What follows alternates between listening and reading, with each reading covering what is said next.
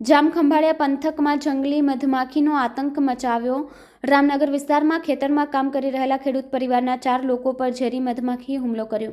ખેતરમાં અચાનક ઉડીને આવેલા મધમાખીના ઝુંડે ખેડૂત પરિવારના 4 સભ્યોને ડંખ માર્યા। 2 મહિલા, 1 પુરુષ અને 1 યુવક ઝેરી મધમાખીએ ડંખ મારતા હોસ્પિટલ લવાયા। અમે વાડીમાં ખેતી કામ કરતા તો સાથે આખું પરિવાર હતું।